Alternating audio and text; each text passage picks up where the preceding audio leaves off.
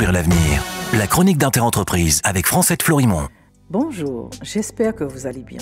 Depuis lundi, grâce à Jason Hickel, anthropologue sud-africain, maître de conférence à l'Université de Londres, nous décortiquons à quoi sert vraiment l'indicateur produit intérieur brut ou PIB. Dès sa création, son inventeur, Simon Kuznet, un jeune économiste biélorusse, avait alerté sur ces manques.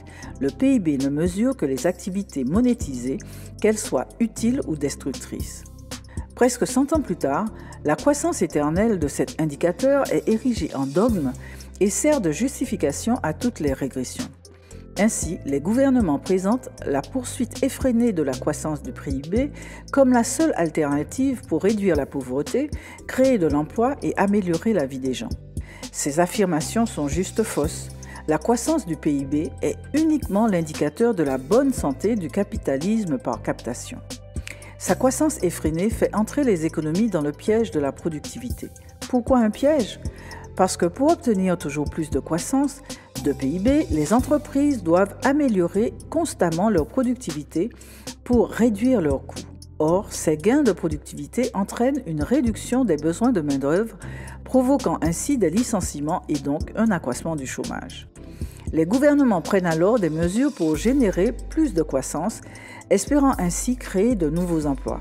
Or, les impératifs d'accroissement des gains ne s'embarrassent pas de la création d'emplois, d'où le développement de ces contrats de travail à durée déterminée qui peuvent s'enchaîner à l'infini. Des personnes en emploi précaire à la poste depuis 30 ans. Ça vous parle ? Ainsi, outre d'enrichir toujours plus les possédants du capital, la croissance effrénée du PIB servirait aussi à éviter l'effondrement sociétal. Parce que, selon la doctrine dominante, si cette croissance s'arrête, le nombre de chômeurs exploserait, la dette des pays deviendrait abyssale et les pays sans croissance de PIB perdraient de leur influence dans les cercles internationaux. C'est en effet cette influence qui leur permet de contraindre les pays les plus faibles qui seraient tentés de sortir du système à y rester. Et par captation de leur avoir, les pays influents retrouvent des marges de manœuvre pour renflouer leurs propres dettes. C'est ce qui s'est passé dans les années 80, quand, sous couvert de la crise de la dette, les pays du Nord ont contraint les pays d'Amérique latine, d'Afrique et certains d'Asie de supprimer les barrières tarifaires qui protégeaient leur production, de réduire les salaires, de limiter les lois sur l'environnement et de privatiser les actifs, tout cela avec la bénédiction de la Banque mondiale et du Fonds monétaire international. Le résultat se voit encore aujourd'hui.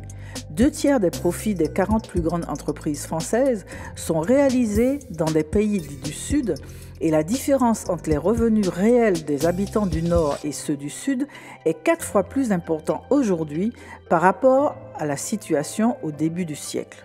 Pas très joli tout cela, n'est-ce pas ? À demain, prenez soin de vous. Décodons le présent pour mieux construire l'avenir. La chronique d'Interentreprise avec Francette Florimond.